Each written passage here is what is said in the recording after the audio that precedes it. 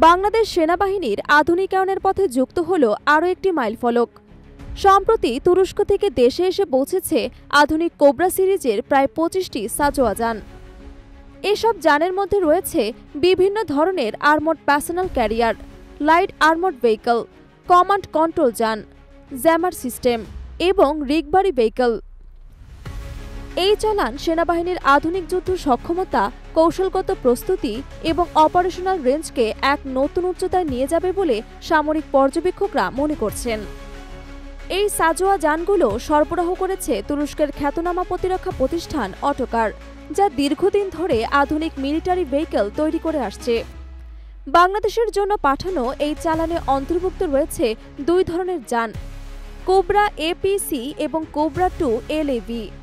তুরস্কের সেনাবাহিনী ১৯৯৭ সাল থেকে কোবরা এপিসি ব্যবহার করে আসছে। ৪ চাকার এই যানটি উচ্চ গতিসম্পন্ন এবং অফরোড তথা দুর্গম এলাকায় দ্রুত চলাচলের জন্য অত্যন্ত উপযোগী।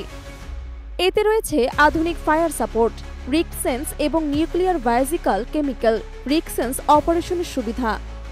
একাধিক সংস্করণে ৭.৬২ মিমি থেকে শুরু করে ১২.৭ মিমি পর্যন্ত মেশিনগান মাউন্ট করা সম্ভব। এরপর এসেছে আরও উন্নত মডেল কোবরা 2, যা ২০১৩ সালে প্রথম সার্ভিসে যুক্ত হয়। এই যানটি অতিরিক্ত ব্যালিস্টিক এবং মাইন প্রতিরোধী প্রযুক্তিসহ নির্মিত হয়েছে। এতে রয়েছে ভি আকৃতির মনোখাল, যা মাইন বিস্ফোরণ প্রতিরোধে সক্ষম। এনএটিও স্ট্যান্ডার্ড অনুযায়ী স্ট্যাং 4569 লেভেল 3 ব্যালিস্টিক ও মাইন প্রোটেকশন এতে যুক্ত রয়েছে। এর ফলে মাইন আইডি বা হালকা কামানের আঘাতেও এই যান নিরাপদে থাকে। কোবরা 2 যানগুলোতে রয়েছে রিমোট ওয়েপন সিস্টেম, যেখানে ১২.৭ মিমি হেভি মেশিন গান, ৪০ মিমি গ্রেনেড লঞ্চার সংযুক্ত করা সম্ভব। এসব অস্ত্র অপারেটরকে ঝুঁকিমুক্ত রেখে দূর থেকে শত্রু লক্ষ্যবস্তুকে আঘাত হানার সুযোগ দেয়। যানটিতে রয়েছে আধুনিক অপটিক্যাল সাইট, যার মাধ্যমে রাত-দিন নির্বিশেষে নজরদারি এবং নির্ভুল লক্ষ্যভেদ সম্ভব। একটি কোবরা 2 যান একসঙ্গে ১০ জন যোদ্ধা পরিবহন করতে সক্ষম, যার মধ্যে চালক, কমান্ডার ছাড়াও ৮ জন সশস্ত্র সদস্য অন্তর্ভুক্ত থাকে। সামরিক পর্যবেক্ষকদের মতে এসব যান শুধু সরাসরি যুদ্ধক্ষেত্রেই নয়, বরং সীমান্ত নিরাপত্তা, উগ্রবাদ বিরোধী অভিযান, সন্ত্রাস দমন এবং জাতিসংঘের শান্তিরক্ষা মিশনে বহুমাত্রিকভাবে ব্যবহার উপযোগী। বিশেষ করে পার্বত্য এলাকা, দুর্গম সীমান্ত বা সংঘাতপূর্ণ অঞ্চলে সেনা সদস্যদের দ্রুত মোতায়েন এবং নিরাপদে প্রত্যাহারে এই যানগুলো কার্যকর ভূমিকা রাখতে পারে। বাংলাদেশ সেনাবাহিনীর পক্ষ থেকে জানানো হয়েছে, এই যানগুলো ঢাকায় আসার পর প্রয়োজনীয় ট্রায়াল এবং টেস্টিং শেষে নির্দিষ্ট ডিভিশনে যুক্ত করা হবে। দেশের বিভিন্ন স্থানে প্রাসঙ্গিক অপারেশনের জন্য পর্যায়ক্রমে এই যানগুলো ব্যবহারে যুক্ত হবে।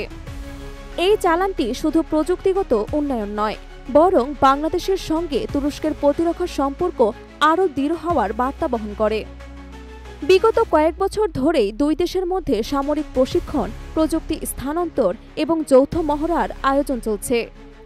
বিশেষজ্ঞদের মতে ভবিষ্যতে বাংলাদেশ সেনাবাহিনীর জন্য আরও উন্নত সাজোয়া যান, সন্ত্রাস দমন যান এবং কমিউনিকেশন সাপোর্ট ভেহিকল সরবরাহের সম্ভাবনা রয়েছে।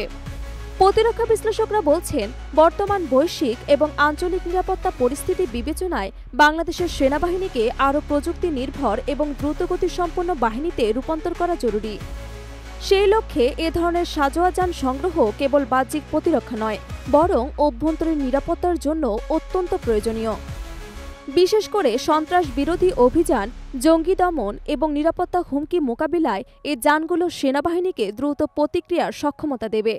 এছাড়া জাতিসংঘ প্রতিরক্ষা মিশনে বাংলাদেশ সেনাবাহিনীর উপস্থিতি আরও দৃঢ়ভাবে তুলে ধরতে সহায়তা করবে।